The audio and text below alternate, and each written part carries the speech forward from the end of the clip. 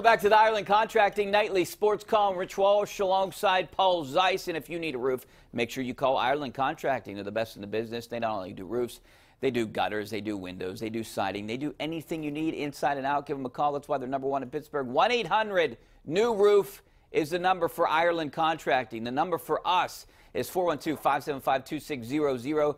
Get on the line right now. We have one line open, so give us a call, 412-575-2600 on the Bordas and Bordas hotline. All right, before we get to the phone calls, Paul, Tom Brady, Gronk, that's a duo that has been killing the Steelers over the years, and especially lately.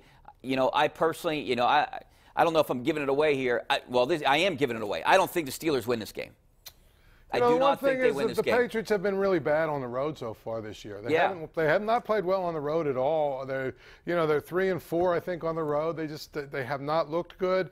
Rob Gronkowski looks like he's a little bit slow or old. I don't know. Is Edelman playing? I don't know. I didn't watch him last week. Is he back? I know he was out for a while. He was hurt. But the whole point is, you know, all I'm saying is I don't know that this is the invincible Patriots team that we've seen before. I know that they've had the Steelers number. But I don't know that this team is invincible. I think if the Steelers play reasonably well, they can win this game. There's no question about it. Yeah, I'm just not sold. I just don't think that they have anyone to cover Gronkowski over the middles. And you know what tight end has done to the Steelers. I think they're worst in the NFL at defending a tight end. It's amazing the statistics that go against the Steelers in the middle of the field and with the tight end. And here you got the best one. I don't care if he is old and hurt, and look what Antonio Gates did a couple times. Funny. You know who their leading receiver is, though, by reception? James White, the running back. The running back. Yeah. So that's going to cause some problems for the Steelers, too. And they made Chris Hogan look like, the Steelers made Chris Hogan look like Antonio Brown last time that they played. Right. So Artie Burns potentially is going to be covering one of these guys. You know, Cody Sensabaugh potentially could get benched here or move into some kind of other role along with Cam Sutton. I see this team playing a lot of DBs this game. Yeah, they're going to have to. I mean, that's the way the Patriots play offense. You have to. But you know, it's funny. Bill Belichick, if you look at the way that he's traditionally played defense, a lot of times he's basically let teams run against them. His philosophy has against a team like the Steelers is shut down your best player. Shut down basically entice you to run the ball, because that way, you know, you're not throwing the ball over the field, and it's a bend but don't break type thing.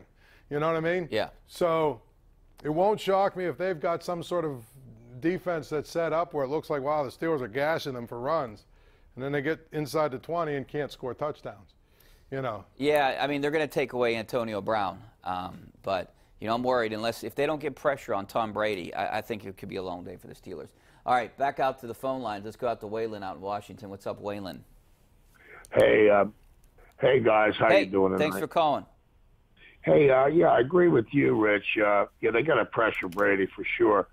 And Paul, question I have for you is like, you know, definitely run the ball, but like our running plays are like, you know, like high school stuff. I mean, they're delayed in the backfield. I mean, you know, they're not quick off the snap.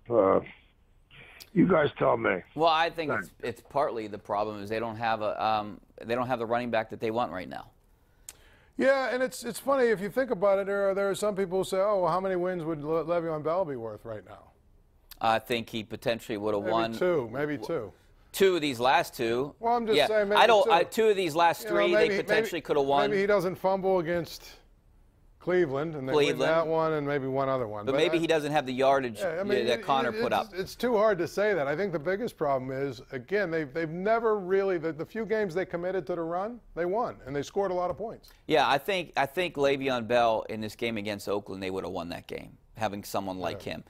Maybe potentially the home game, game against San Diego or Chargers. Sorry. If they had James Conner, they probably would have won. They might have, yeah. I mean, I think they convinced themselves, well, you know, we don't have James Conner even, so we can't run it a lot. I think they could have ran the ball against the Raiders and had success. Well, the Raiders are one of the worst teams against the run, and I don't know why they didn't commit to it.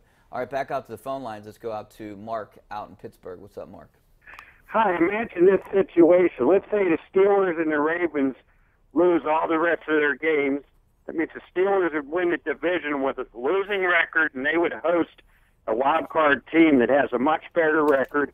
then they'd win out and win the Super Bowl. How would fans across the country take that scenario? I don't know how they would, but they're gonna whoever wins this division is gonna host San Diego. I mean, well, I keep calling them San Diego, L.A. The Chargers is gonna host the Chargers, either the Ravens or the Steelers. Actually, I think if the Ravens and Steelers both lose out and the Browns go, I think the Browns would win the division, wouldn't they? Well, I haven't looked at that. I think the Browns are like 5-7-1. Yeah, they have a reverse record of the Steelers. So if they go 3-0, they'd be 8-7. Well, that's if the Browns go 3-0. Yeah, but if he's talking about the Ravens and the Steelers, one of their wins is against the Ravens. Would be against the Ravens. I think the Browns could beat the Ravens. I think the Ravens are going to go 2-1 here. Seattle win at 7-9. When they win the division at 7-9 and they actually won a playoff game, who cares? Yeah, I don't care about the record as long as they get in. Look, if you're going to have divisions, there should be a reward for winning them. Period. Yeah, I have no problem if they have a losing record if they win the division. I just don't see them winning the division. I don't think they're going to beat New England, and I don't think they're going to beat. I think they won't make the playoffs. Yeah, and I think they're going to be 1-2 here down the stretch. That isn't good enough to win a division, and that would put them at, what, 7 losses? Yeah. And one of these other teams are going to have 7 losses but more wins. So they won't even get in as a wild card. I mean, I think the biggest thing, exactly. I think they'll go I think they will. I think if they go 1-2, that puts them at 8-7-1. If they go 1-2, that'll put them at 8-7-1. Yeah, and some of those other wild card teams are going to be 9-7. Tennessee, Miami, one of those teams is going to be 9-7. Yeah, there's 4 teams with 6 losses. And San Diego already has 10 wins. So, the bottom line is they got to win the division. They got to win. Well, they could get a wild card if they go 2-1, but they have to get 9 wins. Okay, they got to match.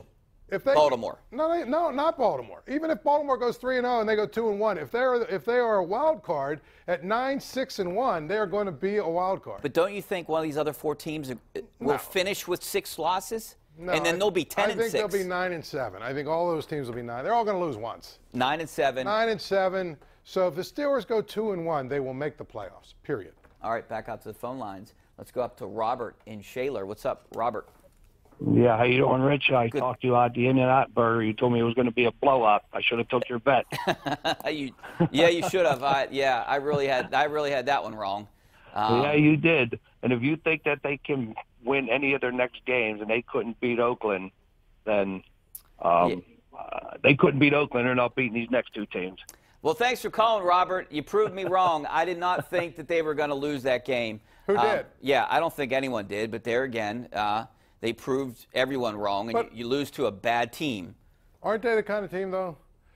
They play horrible against the Raiders, and then this week they'll come out and play a great game. That's how they are. They play to their competition. It is, and I don't understand why they couldn't go out there and blow them out. When their backs get to the wall, they know they have to win. I don't think the Patriots are that good. I really don't. I know Brady is still Brady and all that other stuff. They've got some real problems on that team. And to me, I mean, it should have never come down to that last play with the Dolphins. In the old days, they'd have been up 14 or 20 17 points. But they struggled in that game. I think Belichick is 46-8 after losing.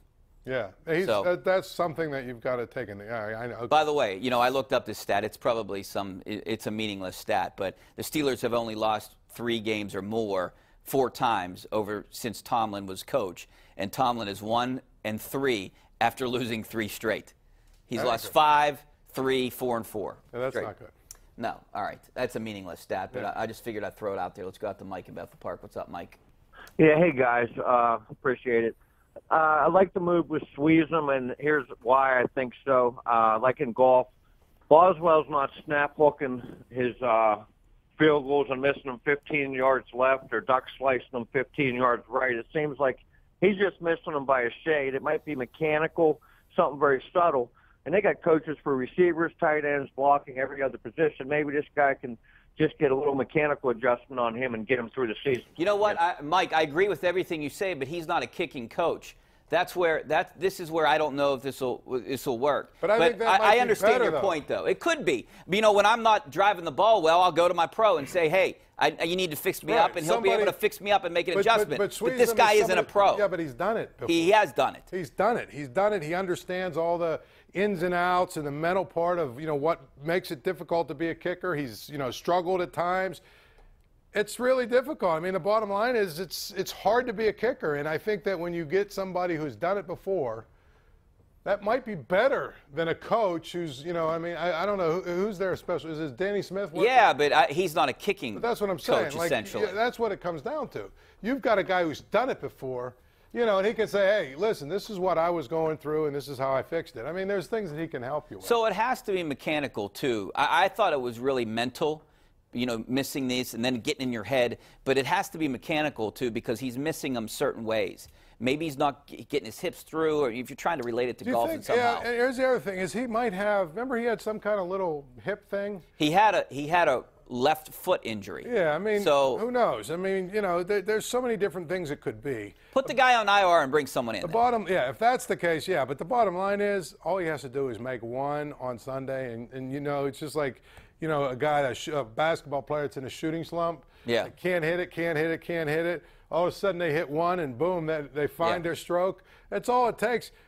Last night, how about, you know, Brian Russ couldn't score at all. He gets 3. He gets 3 in a row, like quick, you know, a hat trick, because, I don't know, it's just something mental. When you get over that hump, when you know, are struggling, when you're in a slump and you get over it, sometimes it just clicks and everything's good.